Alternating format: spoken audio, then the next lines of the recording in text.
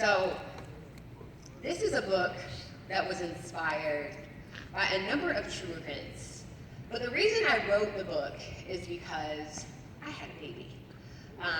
In 2012, I had my first kid. I have two kids now. My older son is 7.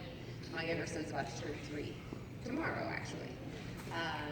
And when my older son was 5 months old, I heard about this incident in Jacksonville, Florida. There was a young man named Jordan Davis who went to a convenience store one night with some friends, and they pulled into the parking lot, had the music bumping real loud. How many of y'all listen to your music loud? Same. So they got the music turned up. A guy pulls into the parking lot next to them. This is just a regular old, grumpy old white man.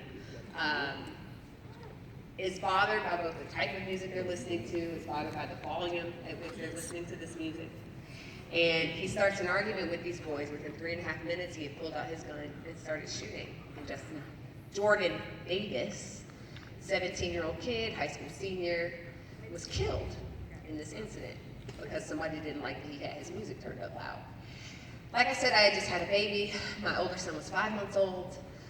We were living abroad at that point. We were living in Israel. But it hit me then as I looked at this person that I had spent all this time growing inside my own body and then very painfully getting out of my body. It occurred to me that there will come a day when my kid is the same age as this kid who lost his life over loud music. He's going to be tall like this kid. He's a black boy like this kid.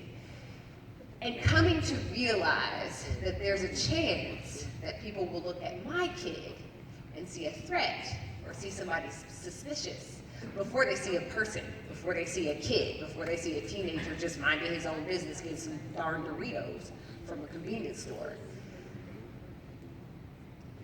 That got to me on a level I don't think anything ever has. And that's when I figured out how important storytelling is. Because when you look at these incidents as they happen on the news, y'all are like mad young. So you were probably in elementary and middle school when most of the really, really bad incidents were happening. Like, Trayvon Martin was killed, Jordan Davis, Mike Brown, Samir Rice, I could go on and on and on. And y'all were really young when this stuff was going on. But that stuff is obviously evidence of a problem, right?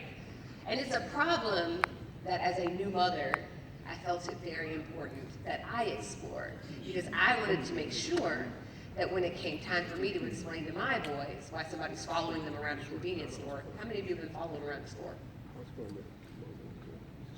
When it comes time for me to explain why that happens, I wanted to be able to do it in a way that would not only help them understand, but also help them realize it's not their fault. And it's not on them. The point of Dear Martin, I need your book again, I'm sorry, can be found on page 152.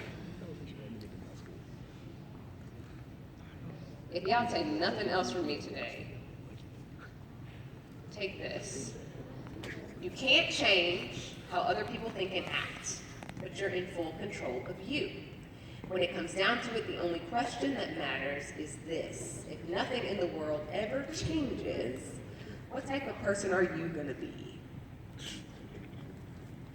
I will be 34 this year.